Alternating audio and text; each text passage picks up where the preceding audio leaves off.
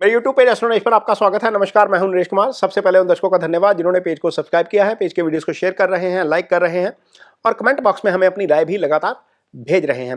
दोस्तों, आज का वीडियो गुरु पर है, देवगुरु बृहस्पति पर है। बृहस्पति राशि बदलने जा रहे हैं 15 मई को। ये 14 मई रात्रि को राशि बदलेंगे। इस बार जो गुरु की चाल है वो सामान्य चाल नहीं है। गुरु सामान्य तौर पर डेली जो मूवमेंट करते हैं किसी भी राशि में, वो 5 आर्क मिनट पर डे की स्पीड होती है उसकी। लेकिन इस बार जो गुरु की जो स्पीड है वो लगभग 11 आर्क मिनट पर डे की स्पीड से जो है वो गोचर करेंगे, यानी कि ट्रांजिट करेंगे। नॉर्मल स्पीड में गुरु क्या करते हैं, 1 साल में राशि बदलते हैं। लेकिन जब गुरु की स्पीड सामान्य से ज्यादा हो जाती है तो गुरु का राशि परिवर्तन जल्दी भी हो जाता है। ऐसा पहले 99 में हुआ था, उसके पहले 98 में हुआ था। उस समय गुरु ने एक बार राशि बदली थी 128 दिन में, दूसरी बार राशि बदली थी 134 दिन में। इस बार राशि बदल रहे हैं 158 दिन में। यानी कि ये जो राशि परिवर्तन हो रहा है ये सिर्फ 6 महीने के आसपास, लगभग 158 दिन मीन्स 5.25 महीने के आसपास मान के चलिए। तो गुरु 15 मई को गोचर करेंगे, 18 अक्टूबर को निकल जाएंगे, कर्क राशि में चले जाएंगे। 18 अक्टूबर को कर्क राशि में जाकर दोबारा वापस आएंगे, क्योंकि ये वक्री हो जाएंगे। वक्री होकर फिर दोबारा वापस आएंगे मिथुन में और फिर मई तक यहीं रहेंगे और मई 14-15 के आसपास ही दोबारा राशि बदलेंगे। ये 1 साल का पीरियड है। लेकिन पीरियड ऐसा है कि एक बार अतिचारी हो जाएंगे। अतिचारी शब्द मैं यूज कर रहा हूं, ये एक्चुअली शीघ्र गति है। शीघ्र गति हो जाएंगे, शीघ्र गति होकर आगे जाएंगे, आगे जाकर फिर दोबारा रेट्रोग्रेड होंगे, रेट्रोग्रेड होकर पीछे आएंगे, फिर मिथुन में आ जाएंगे। तो मिथुन में यहां पर रहेंगे अगले साल मई तक। तो गुरु चूंकि ब्लेसिंग्स के कारक हैं, इसका आपके ऊपर क्या असर पड़ेगा ये वीडियो में चर्चा करेंगे। लेकिन इससे पहले एक बात समझिए कि गुरु कितने इंपॉर्टेंट हैं आपके लिए। आपकी कुंडली में 12 भाव होते हैं। 12 भाव में से दूसरा भाव होता है धन का, पंचम होता है बुद्धि विवेक का, संतान का, इसको सुत भाव कहते हैं। नवम होता है आपका भाग्यस्थान, इसे अध्यात्म भी देखा जाता है, इससे फादर की भी चर्चा की जाती है। 11वां भाव होता है आपके लाभ का, यानी कि आय का। तो 8 में से 4 भावों के कारक गुरु हैं। गुरु की 3 दृष्टियां हैं। गुरु एक स्थान पर जहां पर बैठते हैं उसको भी प्रभावित करते हैं, 3 दृष्टियों से भी प्रभावित करते हैं। तो आप इमेजिन करिए, 4 भावों के कारक एक जहां पर बैठेंगे 3 दृष्टियां देंगे, यानी कि कुंडली के 12 में से 8 भावों के ऊपर गुरु का जो है वो इंपैक्ट रहता है। तो ऐसे गुरु जब राशि बदलेंगे तो आपके लिए क्या लेकर आएंगे, इस पर चर्चा करते हैं। तो सबसे पहले मेष राशि। अगली राशि जिसके ऊपर गुरु का यह प्रभाव की हम गणना करने जा रहे हैं वो है धनु राशि। धनु राशि गुरु की अपनी ही राशि है और गुरु अपनी राशि से सप्तम गोचर करेंगे। सप्तम का गुरु का गोचर निश्चित तौर पर बहुत अच्छा होता है। सप्तम में जब गुरु गोचर करते हैं तो 3 भावों को एक्टिव करते हैं। 5वीं दृष्टि आपके 11th हाउस के ऊपर आएगी। ये आय का भाव है, ये लाभ का भाव है।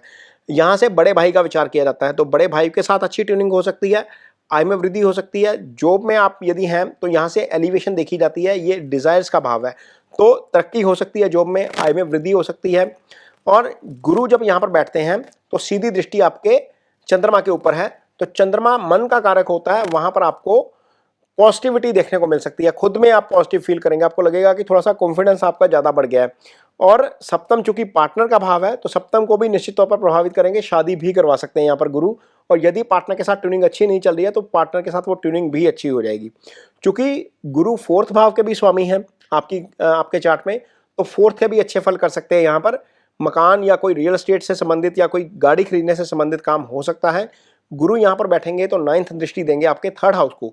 3rd हाउस आपके छोटे भाई का भाव होता है। सिबलिंग्स यहाँ से देखे जाते हैं, आपका पराक्रम यहाँ से देखा जाता है। तो निश्चित तौर पर यहाँ पर गुरु जो है वो आपके पराक्रम में वृद्धि करने का काम करेंगे। आपके भाई के साथ आपकी अंडरस्टैंडिंग अच्छी होगी, छोटे भाई के साथ भी, बड़े भाई के साथ भी। तो यहाँ पर मिथुन जो धनु राशि है उसके लिए सप्तम का गुरु का गोचर डेफिनेटली बहुत अच्छा होने जा रहा है।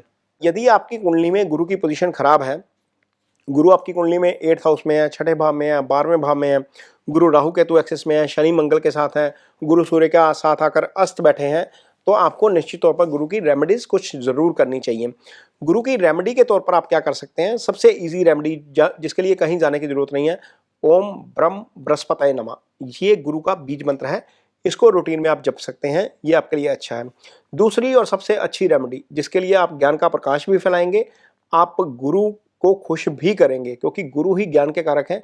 किसी बच्चे की हेल्प कर दीजिए किसी भी तरह की स्टडी में, वो हेल्प एक पेंसिल के तौर पर भी हो सकती है, स्टेशनरी के तौर पर भी हो सकती है, कॉपी किताब के तौर पर भी हो सकती है, किसी की ट्यूशन फीस के तौर पर भी हो सकती है। ये दूसरी सबसे अच्छी रेमेडी है गुरु की, क्योंकि आपने डोनेशन करनी है ना, तो ऐसी जगह पर करिए जहां पर ज्ञान का प्रकाश हो, तो आपके लिए डेफिनेटली अच्छा हो जाएगा। वैसे तो पीली चीज़ों की डोनेशन कही जाती है गुरु के लिए, लेकिन गुरु जिस चीज़ के कारक हैं उसका यदि हम डोनेशन करते हैं तो निश्चित तौर पर उसके आपको अच्छे फल मिलते हैं। तीसरी चीज़ जो आप कर सकते हैं वो है गुरु का जो है वो फल का पेड़ लगाना। जो नॉर्मल पेड़ होता है वो बुध से आता है, गुरु फलदार पेड़ों के कारक हैं। यदि आप एक पौधा लगाते हैं, खासतौर पर जो धनु राशि के हैं या जो मीन राशि के हैं, एक पौधा लगाते हैं और वो फलदार पौधा है, तो वो फलदार पौधा आपको फल तो देगा ही देगा, गुरु आपको अलग से फल देंगे। मीन आप पर्यावरण की भी हेल्प कर जाएंगे, आप गुरु भी अच्छा कर जाएंगे। तो वीडियो के स्टार्टिंग तो मैंने बताया ही है कि गुरु किस किस भाव के कारक हैं। धन में वृद्धि देंगे, प्रमोशन देंगे, संतान देंगे, भाग्य जगाएंगे। तो ये एक पौधे से हो सकता है, वो भले ही आम का पेड़ हो, अमरूद का पेड़ हो या आपका एप्पल का, कोई भी सीजनल पेड़ जहाँ पर भी आप रहते हैं उस इलाके का कोई भी सीजनल फ्रूट लगा लीजिए, गुरु उस पेड़ के कारक है। ये तीसरी रेमेडी है। चौथी रेमेडी, रूटीन में हम जब जाते हैं मंदिर में, तो मंदिर में कोई पीली चीज़ का दान कर सकते हैं, कहीं पर भी कोई पीली चीज़ का दान कर सकते हैं। वृद्धाश्रम में जाइए, अपाहिज आश्रम में जाइए, कहीं पर भी जाइए, पीली चीज़ का दान करिए। पीली दाल भी हो सकती है चने की, पीला प्रसाद भी हो सकता है। और यदि गुरु आपको लगता है कि थोड़ा सा ज़्यादा डिस्टर्ब कर रहे हैं, तो अटायर थोड़ा सा अपना येलो शेड में कर दीजिए। ये गुरु की हल्की हल्की रेमेडीज़ हैं जो बहुत ईजी हो जाएंगी। पुखराज उखराज तो खैर बहुत महंगा आता है, जिसको जो अफोर्ड करता है वो पुखराज भी पहन ले, लेकिन उसको पहनने से पहले ये ध्यान रखिएगा कि गुरु आपका 6, 8, 12th हाउस में ना हो। यदि आपकी कुंडली में गुरु 6, 8वें, 12वें में बैठा है तो पुखराज गलती से भी मत पहनिए, ये आपको नुकसानदायक हो सकता है। यदि गुरु केंद्र में है, त्रिकोण में है, 11वें भाव में है, तो पुखराज पहन सकते हैं, अदरवाइज इसको अवॉइड किया जाना चाहिए। तो ये कुछ गुरु की रेमेडीज़ हैं जिनकी कुंडली में गुरु खराब है, वो आप कर सकते हैं। ये वीडियो आपको कैसा लगा, इस पर कमेंट बॉक्स में अपनी राय जरूर दीजिए। यदि ये वीडियो अच्छा लगे तो इसे शेयर जरूर करिए, पेज को सब्सक्राइब जरूर करिए। इसके साथ ही मुझे दीजिए इजाजत। नमस्कार।